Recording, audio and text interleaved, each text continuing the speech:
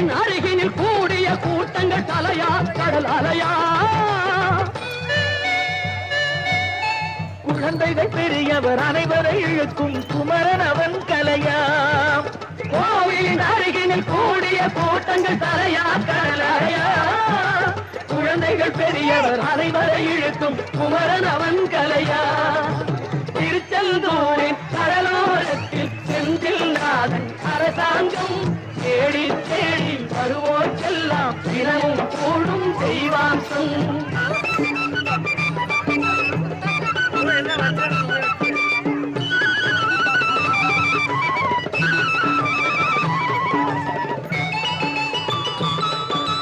மங்கையரின் குங்குமத்தை காக்கும் முகம் ஒன்று